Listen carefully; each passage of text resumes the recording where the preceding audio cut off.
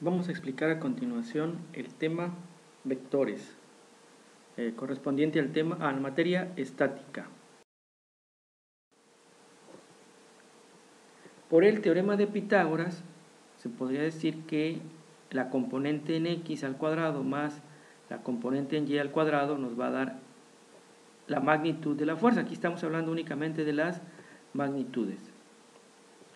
Si sustituimos las ecuaciones 2 y 3 en la ecuación 4, vamos a tener para la componente en x, f coseno de teta subíndice x elevado al cuadrado, más la componente en y, que es f por el coseno de teta subíndice y elevado al cuadrado. Esto es igual a f al cuadrado, teorema de Pitágoras.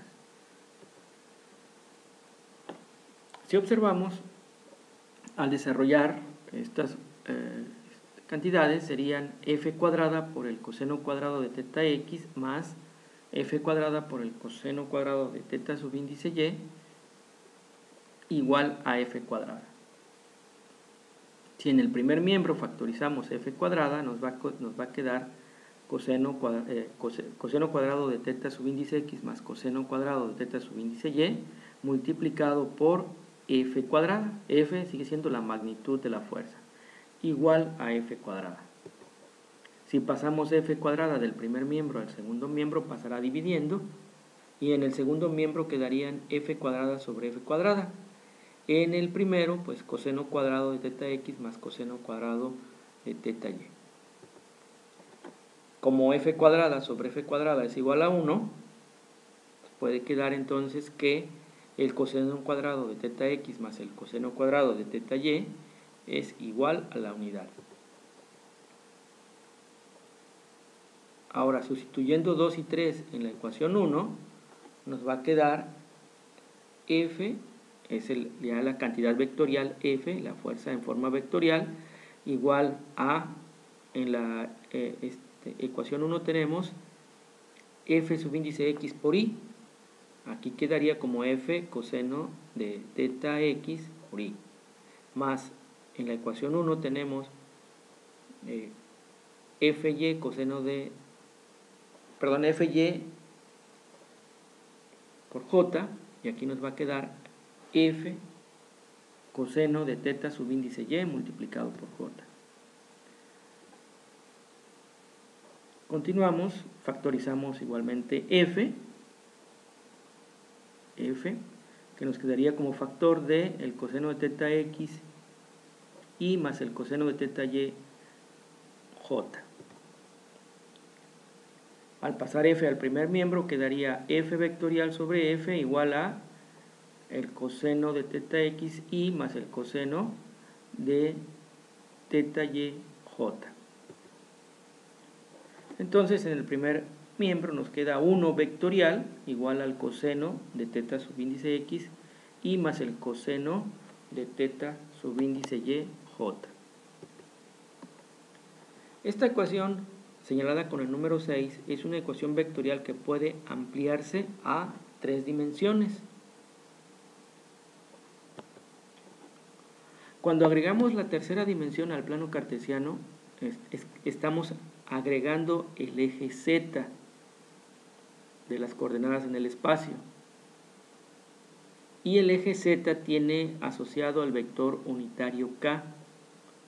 Entonces, al ampliar esta ecuación 6 a 3 dimensiones, nos va a quedar repitiendo coseno de teta subíndice x y más el coseno de teta subíndice y j, más, agregamos la tercera dimensión, coseno de teta subíndice z por k igual a 1 vectorial.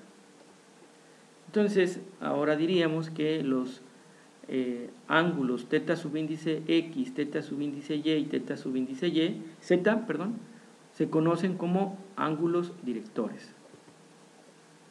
Y entonces los cosenos de estos ángulos, es decir, coseno de teta subíndice x, coseno de teta subíndice y coseno de teta subíndice z, se conocen como cosenos directores.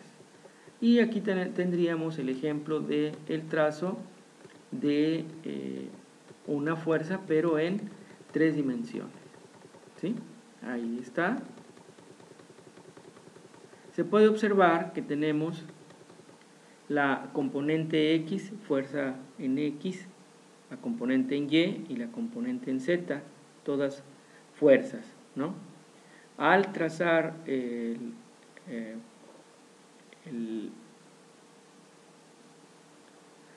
las líneas desde las fuerzas, desde las componentes para formar un cubo en el espacio, ¿sí? Se obtiene en ese vértice, se obtiene el vector fuerza a partir de sus componentes. No dejemos de observar que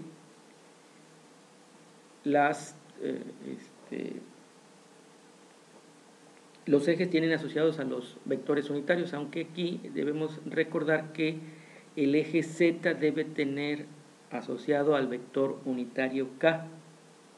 No es J, debe ser K.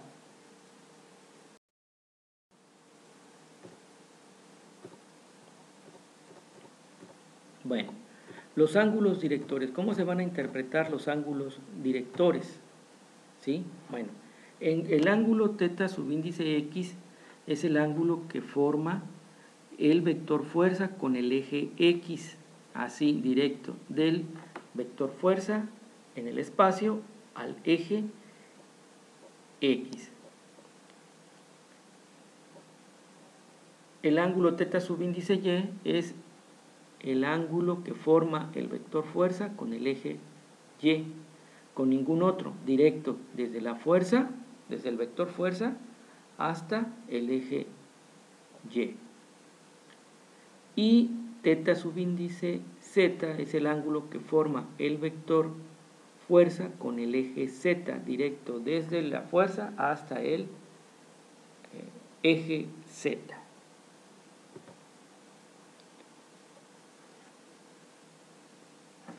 Ahora, las operaciones entre cantidades físicas que ya se han definido como vectoriales deben realizarse escritas de forma que se observen las componentes y sus correspondientes vectores unitarios, es decir, en la forma vectorial. En el caso específico de estática se analizan tres cantidades vectoriales principalmente, que son la fuerza, el momento y el par de torsión. El análisis de estas tres cantidades vectoriales se realiza en dos dimensiones, en el plano y en tres dimensiones cuando lo llamamos en el espacio. En el plano, estas tres cantidades vectoriales se escribirían como, ahí tenemos, cada una con dos componentes, componente en X y componente en Y. F igual a Fx y más Fyj. Es la fuerza. El momento que se señala con la letra M es Mxy más Myj, componente en X por Y más componente en Y por J.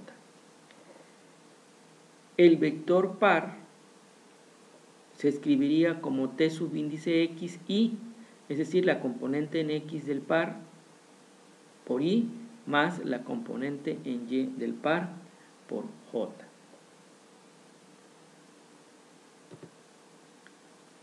En el espacio, estas tres cantidades vectoriales se escribirían como F vectorial igual a Fxy más Fyj y agregamos la tercera componente Fzk.